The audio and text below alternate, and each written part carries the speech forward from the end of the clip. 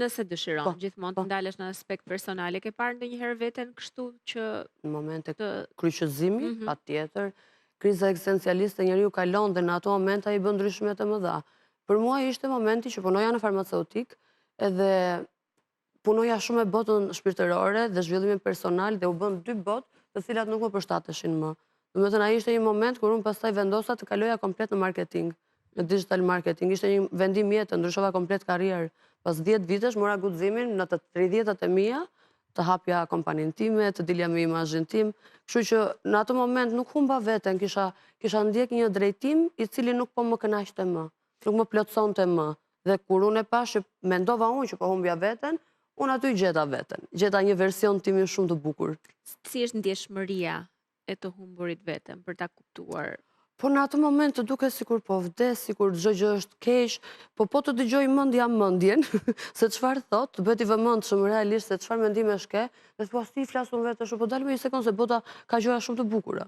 E kupton, ka zgjidhje çdo gjë, varet se çfarë fjalët që ne i themi vetes çdo ditë janë shumë të rëndësishme. Duken kështu si limonat këto fjalët që dëgjojmë edhe se janë dhe meme tani, edhe duken si limonat, por çdo gjë vjen nga mendja, nga vetbesimi që tham.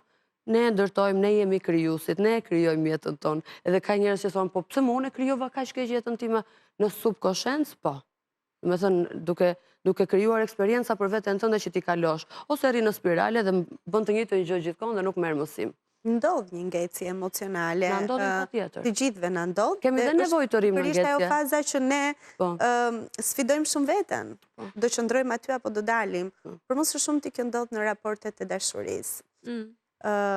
Se sa në aspektet të tjera. Për jetimet më të forta, njerëzit të raport me veten i kanë aty.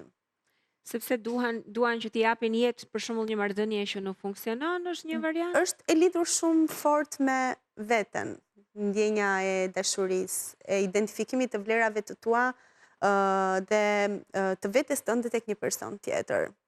Nevoja për dashuri, ju e dini që renditet ndërmë kryesorët në piramidën e Maslow't, kështu që. Nevoja për dashuri. Ndjenja e përkatësisë. Pra, e para është nevoja për ushqim, strehim, e dyta është ndjenja e përkatësisë, ti përkatësh dikujt dhe krizat më të thella të identitetit dhe personalitetit të njeriut fillojnë pikërisht nga të dyja këto shkallët e para. Aty e pësojmë krizën dhe krisjen tonë më të fortë. Për ushqimin dhe dashurinë, dy nevojat më të mëdha të njeriut. Dhe normalisht duke qenë të tilla me rëndësinë më të madhe jetike, okay, ushqimin e kuptoj, por dashurinë. Ama Migen, ti jemi dhe kaq, domethënë të futemi kaq thellë për dashurisë sa të humbasim veten. Unë kur po e diskutonim mbrëm këtë çështjen e temës, isha vetë në makinë dhe kisha kohë të reflektoja, po kur e mora temën vesh, fillova të bëja si fort. Thash, unë s'kam qenë ndonjëri dobët, edhe se kam shuar ndonjëherë veten, se ma bën këtë ftesë mua. Edhe unë edhe nuk pi alkool, nuk e kam lëshuar ndonjëherë veten, nuk kam qenë gjithmonë i fiksuar pas kontrollit. Mirë, po pastaj pasi mbylla telefonin, fillova të mendoja,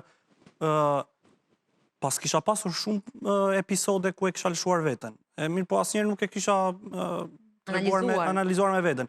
Edhe, do më thënë, po të përmend ku kanë qenë momentet, unë mendoj që gjithë njerëzit e lëshojnë veten një.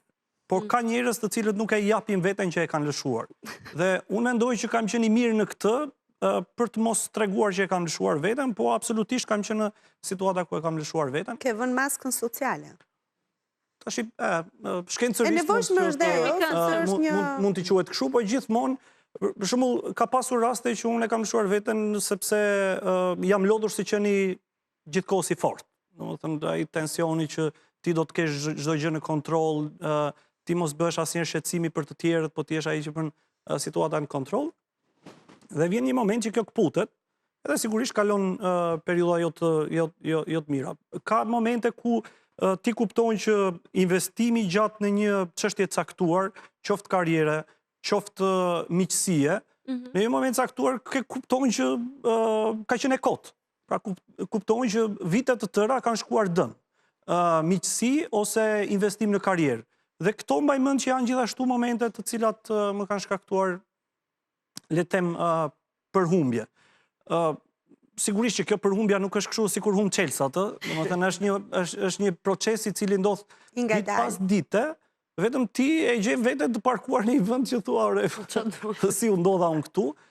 Megjithatë unë mendoj që terapia më e mirë, sigurisht profesionalisht është psikologu, po në rastin tim ka funksionuar marrëdhëniet familjare edhe miqësore. Do me thënë, unë në të gjitha rastet nuk e kam gjetur veten të izoluar, mendoj që po ta izoloja veten, do ishte shumë traumatike dhe dramatike, por i shoqëruar gjithmonë nga miq edhe njerëz të cilët bëhen më selektiv në këto ditë, pra ti ke nevojë më shumë të rish te ky aspekti i dashurisë. Do me thënë, kur e rrethon veten dhe unë tani po e bëja këtë reflektim, pse kam shkuar tek miqt edhe tek sepse si duket është kjo nevoja për të marrë dashuri edhe për të këmbyer, për të qenë mirë relaksuar, për të mos bërë këto llogaritjet. Ke pasur shumë të mirë rrethin e mbështetjes. Dhe këtë, po kjo është shumë e rëndësishme, sepse unë nuk di ta këshilloj që nëse jeni në depresion, se unë nuk e di tani termin e do, ose nëse ndjeni në vështirësi, kalojmë gjithë ne, është edhe një ditor, depresion. Nuk kam komplekse, dhe mund të kem kaluar, kur e lëshova herën e parë, mund të lëshoj dhe tani. Edhe, nuk isha në siklet toja që duhet shkoni tek familja, sepse mund të ketë familje që janë ato të cilat jenë burimi i stresit edhe i shkaktarit, sepse mund të ketë familje me probleme të cilat janë qoftë strukturore të familjes, qoftë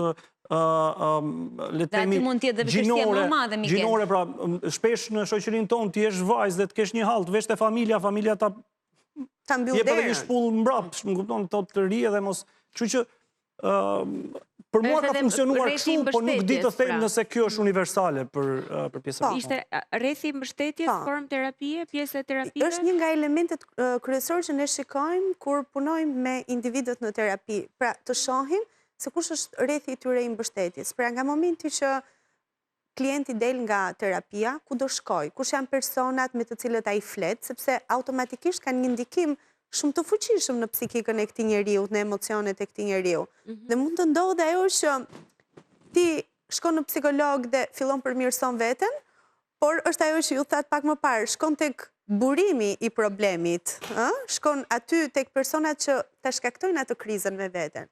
Dhe zakonisht familja, nëse është një nga burimet kryesore të problemit, është për shkak të përplasjes botkuptimeve, mentaliteteve, që identifikojnë shumë atë problemin midis vetes ideale dhe vetes reale.